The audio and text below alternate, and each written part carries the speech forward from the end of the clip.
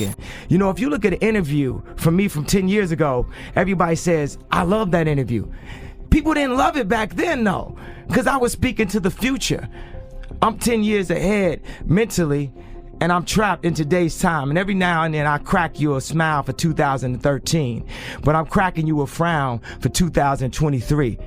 And I'm focused on what it's gonna be. Just mark my words. As I'm Kanye West, you seen my execution. Did I? Hey, Carl, Casey, I know you that. Please don't sit him at my head. Just call me. When are we finally gonna have a real conversation about whether or not Rihanna? They can control LeBron James. They can control Jay-Z and Beyoncé. But not you, man. But they can't control me. That's because Jay-Z worked so fucking hard to change the narrative of that night. Now, Rihanna was only 14, 15 when he started her and signed to the Def Jam. It's clear to say that the herpes that she had came from the person she had been most involved with, and that was Sean Carter. When will we finally face the uncomfortable question everyone keeps whispering about Rihanna? People claim powerful figures can influence almost anyone, LeBron James, Jay-Z, even Beyoncé, but some voices insist control doesn't extend to them. The tension around that claim traces back to a night that Jay-Z allegedly spent years trying to reshape in the public eye. Rihanna was barely 14 or 15 when her career first took off, and she was signed to Def Jam under his guidance. Critics argue that the story of those early years has always felt incomplete, with some suggesting that whatever health issues or rumors surrounded Rihanna could have originated from the powerful man she was most closely connected to at the time, Sean Carter himself. What began as whispers has now spiraled into something far darker. Sources online claim the recent chaos surrounding Rihanna might not have been random at all, but carefully engineered, with one woman allegedly used as a psychological operation. Meanwhile, Kanye West has reportedly warned Rihanna to stay vigilant, suggesting the people plotting against her might try again. And according to certain corners of the internet, the supposed opposition is shockingly close to home, none other than Beyoncé and the empire tied to Roc Nation. For years, fans have speculated that Beyoncé and Rihanna never truly saw eye to eye, fueled by rumors that Jay-Z once crossed a line with Rihanna, an affair some say left emotional scars and even triggered health controversies later tied to Chris Brown. Still, most people never imagined the rivalry could escalate into something as extreme as a targeted attack. What makes the rumors even more explosive is that Beyoncé has previously been dragged into conspiracy theories surrounding the mysterious death of another alleged Jay-Z companion, Kathy White. And interestingly, long before these new accusations surfaced, Kanye West had already stirred controversy by publicly suggesting Beyoncé might somehow be linked to Kathy's passing. Coincidence, or a pattern some believe runs deeper? Now almost everyone has heard the terrifying story that nearly cost Rihanna her life. A woman named Ivana Ortiz reportedly drove all the way from Florida to Los Angeles with a disturbing mission, pulling up outside Rihanna's property and firing shots toward the home. What many people don't realize is how frighteningly close the situation became. Reports claim Rihanna and her children were inside an Airstream trailer on the property when one of the bullets actually tore through it. Just a few inches in another direction and Rihanna could have been struck. The moment the shooting happened, Rihanna didn't simply relocate houses. She reportedly left the entire state and vanished to a private, undisclosed location. Insiders say the sudden disappearance wasn't only about safety, but about suspicion. Yes, videos circulated showing Ivana behaving erratically online, even accusing Rihanna of being some kind of witch. But whispers in certain circles claim those viral clips might have been deliberately amplified to distract from a more chilling possibility, that the attack wasn't the act of a lone fanatic, but a paid operation meant to eliminate Rihanna entirely. Some observers believe the strongest evidence lies in Rihanna fleeing so quickly. If it had truly been an isolated incident, she might have simply upgraded security or changed homes. Running from the state suggests she feared someone far more powerful might be behind it. Speculation quickly spiraled toward Jay-Z, though some people have strangely tried dragging A$AP Rocky into the narrative as well. No one can explain why his name surfaced, but the loudest accusations continue to circle back to Jay-Z and especially Beyoncé. Supporters of the theory say it fits a pattern, claiming Beyoncé has allegedly confronted or distanced herself from women rumored to have complicated histories with Jay-Z. And the rumors tying Jay-Z and Rihanna together stretch back years, suggesting the two may have been involved during the early days of his relationship with Beyoncé, long before the public image of their empire became untouchable. Jaguar Wright explained how Rihanna was sold to Jay-Z at 16 years old. She explained how it was super sketchy that Rihanna got brought to America at only 16 years old without any parental supervision, and how she auditioned for Jay-Z at 3 o'clock in the morning. She explained how it didn't make sense that Rihanna's parents would let her fly by herself after just meeting Evan Roberts all the way to America to meet with Jay-Z in the middle of the night.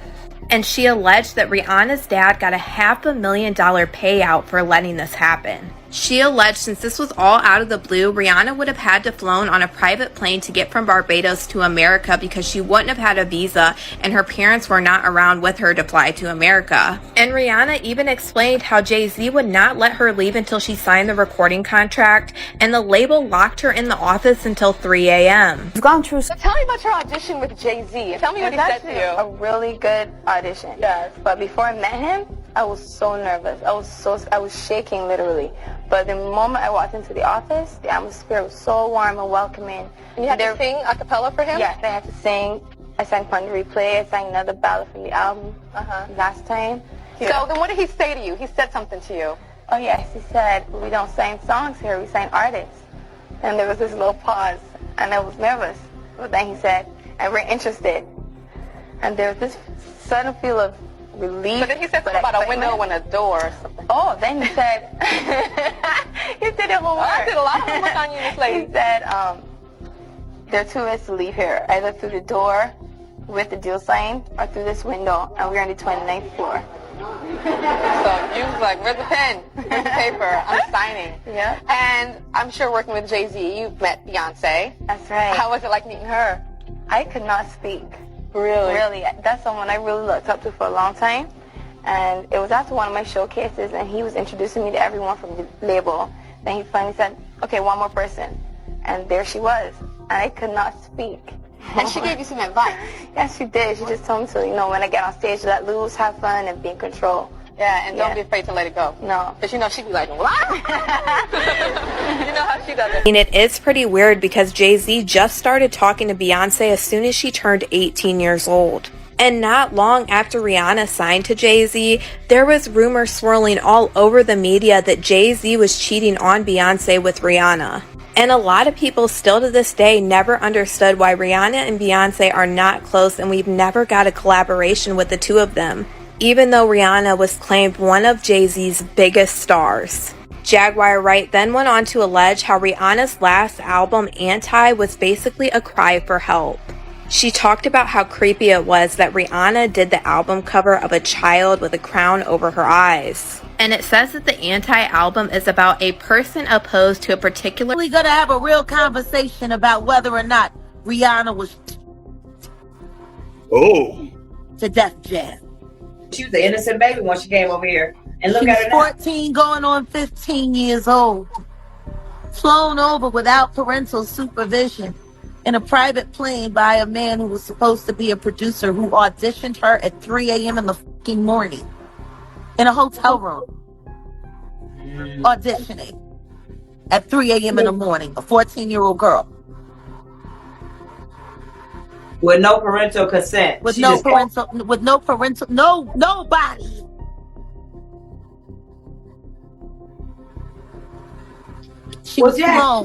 She was flown to another country. She was taken to Def Jam headquarters. She was left in a conference room alone with Sean Carter for nearly 6 hours. Apparently, some insiders claim the only reason Beyoncé never confronted Rihanna sooner was because she lacked undeniable proof that the rumored affair truly happened. But according to speculation, that proof finally surfaced, and now, they say, she refuses to ignore it. Many people online were quick to believe the theory.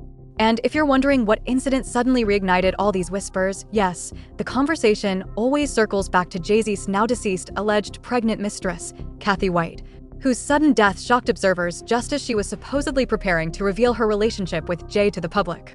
Officially, the explanation was a brain aneurysm, but critics have long questioned the timing. Years ago, Kanye West tried warning people that powerful figures like Jay-Z and Beyoncé might be tied to darker stories behind the scenes, but at the time, most dismissed him as unstable or paranoid. Still, some journalists refused to let the story disappear. One reporter, Liz Cronin, posted a cryptic tweet back in 2017 hinting that when Kanye West talked about Jay-Z having people, he might have been referring to the individuals connected to Kathy White's mysterious death. Recently, Liz Cronin resurfaced with a far more explosive message explaining what she believed Kanye meant when he suggested Beyoncé and Jay-Z allegedly had people eliminated. Her follow-up post read like a warning shot. She wrote directly to Jay-Z, claiming she had personally spoken with his alleged mistress shortly before she died, insisting she knew everything and that justice would eventually arrive. In the same message, she compared the situation to the downfall of Diddy, suggesting powerful figures who appeared untouchable would eventually face consequences. The language was intense, almost prophetic, declaring that so-called false idols would continue collapsing one by one.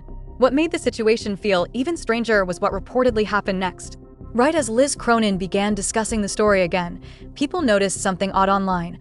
Articles mentioning Kathy White seemed to start disappearing. Entire reports that once detailed the alleged affair between Jay-Z and Kathy became difficult to find, as though someone had quietly wiped them from search engines. Some observers believed someone powerful might have tried to erase the digital trail before curious readers could dig deeper. But the internet rarely forgets. Several blogs had already captured screenshots and archived the posts before they vanished. One of those sites even resurfaced an article claiming Jay-Z had been romantically involved with Kathy Karina White, a close friend of Claudia Jordan. The report suggested Jay had been seeing her for some time and pointed to photos where Kathy appeared standing unusually close beside him at events, close enough, critics said, that she seemed more than just a casual acquaintance. And this is where the story becomes even more unsettling for those who follow the rumors. Roughly a year after news of the alleged relationship surfaced, Kathy White suddenly died. Authorities stated that a brain aneurysm had taken her life, but skeptics immediately questioned the explanation. Once again, the same blog that had first reported the affair claimed to uncover new information, including conversations with one of the NYPD officers connected to the investigation. According to that article, the situation surrounding Kathy's death may not have been as simple as it first appeared. The writer explained that after hearing about her sudden passing, he began investigating immediately and claimed the initial aneurysm explanation might not have been confirmed. An NYPD detective reportedly said the cause of death was still uncertain and that an autopsy along with toxicology reports would determine what actually happened. At that moment, the case was reportedly being treated as suspicious. What made the timing even more eerie was that Kathy White died exactly 1 year to the day after the blog first published the story about her alleged affair with Jay-Z. According to the account, a 911 call had come from an apartment at 130 West 19th Street in Manhattan. Paramedics arrived after Kathy became ill and transported her to Beth Israel Hospital, where she later passed away. The detective emphasized it was far too early to conclude that an aneurysm was responsible. An autopsy would need to confirm everything, while toxicology testing would determine whether any substances were present in her system. Those tests alone could take 2 weeks. Even more chilling, the article claimed that 2 weeks before her death, Kathy had been contacted by a major tabloid investigating her alleged connection to Jay-Z. After receiving that inquiry, she reportedly called Jay himself and told him she intended to reveal the affair publicly. Then, according to the timeline described, less than 48 hours after the announcement that Beyoncé was pregnant with Jay-Z's child, Kathy White suddenly died under circumstances many people still find difficult to ignore. Kathy White's life was taken unfairly. She actually died screaming, and the Carters are responsible. But one of them is just a little more responsible than the other. Question is, did Sean Carter delete his mistress, his pregnant mistress, because his wife was jealous? Or could it be possible that maybe his wife's temper is just a little worse than most people think? And maybe he just had to clean it up to protect the brand's sake. I mean, I'm just speculating. Now, none of this directly proves that Beyoncé had anything to do with what happened to Rihanna, but online detectives are absolutely trying to connect the pieces. And the fact that Kanye West openly accused Beyoncé of having people eliminated only makes the entire situation feel even more suspicious to some observers. It's also worth remembering that before Kanye's public spiral, he was once incredibly close to Jay-Z and Beyoncé, meaning if anyone understood their inner circle and the dynamics behind the scenes, it would likely be him. As always, the internet quickly filled with opinions. One person wrote, "I always felt Beyoncé had jealousy toward Rihanna, but attacking someone at her home while kids are inside? That's beyond evil." Another commenter added, "So Rihanna suddenly gets shot at and right afterward the headlines are flooded with Beyoncé coverage. That timing looks way too convenient." But now I'm curious about what you think. Do you believe Beyoncé could somehow be involved in this situation? Or do you think Kanye West might be pointing towards something people haven't fully understood yet? Share your thoughts down in the comment section below, and before you go, make sure you click here to check out the next messy video waiting for you.